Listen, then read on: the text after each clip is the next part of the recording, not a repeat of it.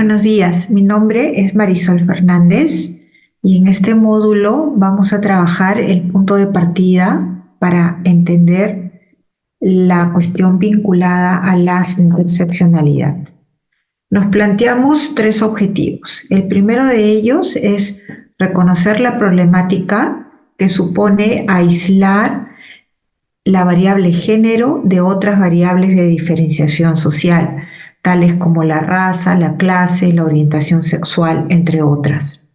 En segundo lugar, identificar las críticas al intento de universalizar la definición del problema de la mujer, sin tomar en cuenta contextos específicos. Y finalmente, reconocer los antecedentes del concepto interseccionalidad.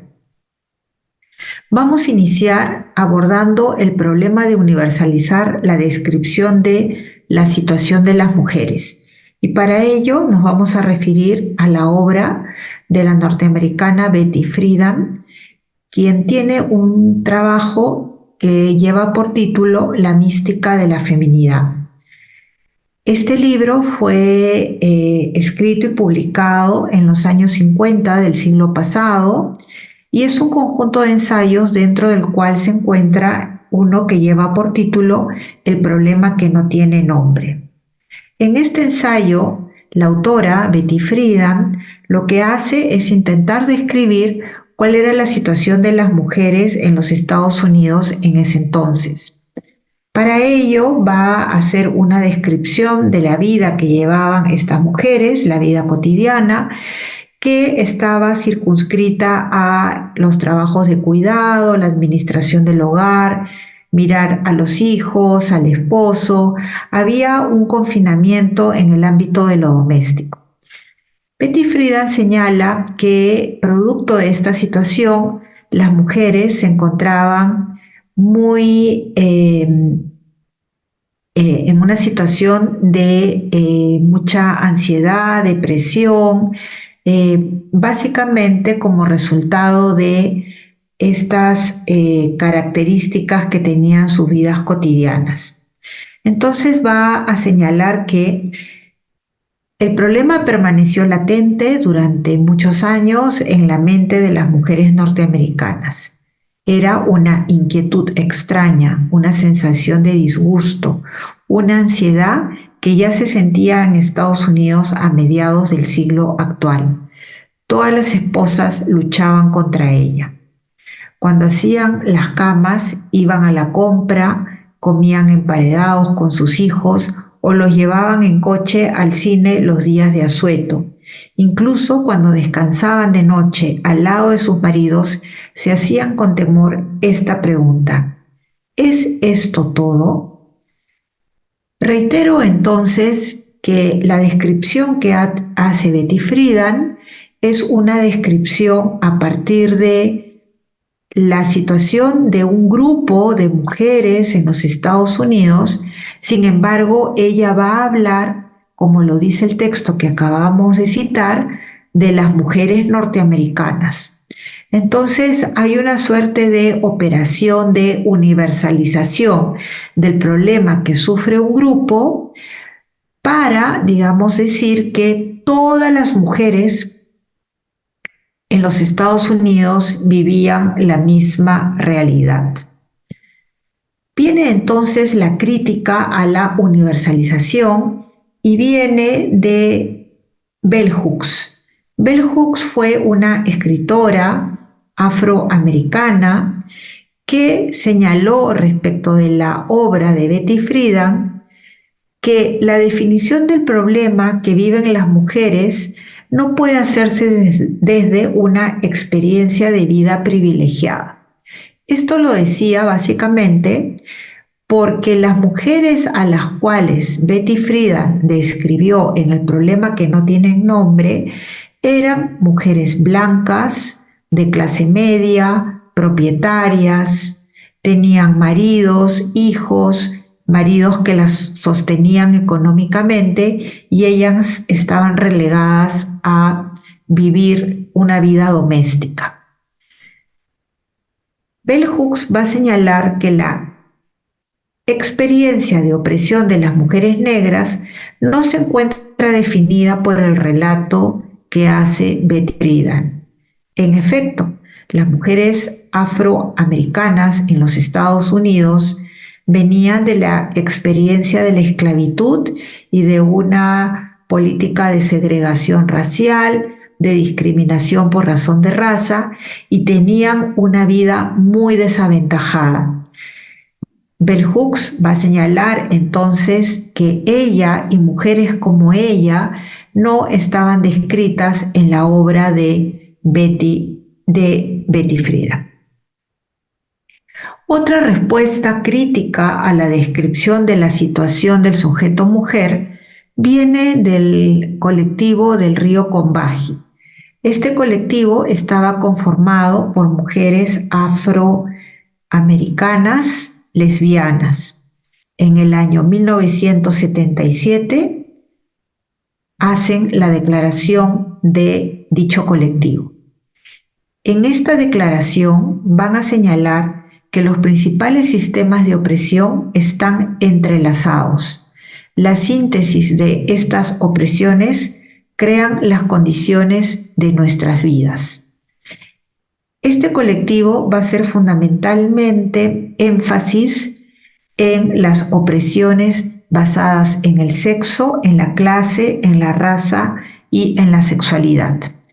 Y van a señalar que eliminar el racismo en el movimiento femenino blanco es por definición un trabajo que tienen que hacer las mujeres blancas. Pero nosotras seguiremos denunciando y exigiendo responsabilidad sobre este tema, van a señalar. Es importante señalar que lo que está planteándose en esta crítica es la necesidad de entrelazar. Este concepto, esta palabra es clave, el entrelazamiento de diferentes sistemas de opresión que crean una síntesis, ¿no?, que va a ser precisamente la interseccionalidad, que va a generar que las personas nos ubiquemos en diferentes lugares, en diferentes posiciones, unas con mayores privilegios, otras medianamente desaventajadas y otras profundamente desaventajadas.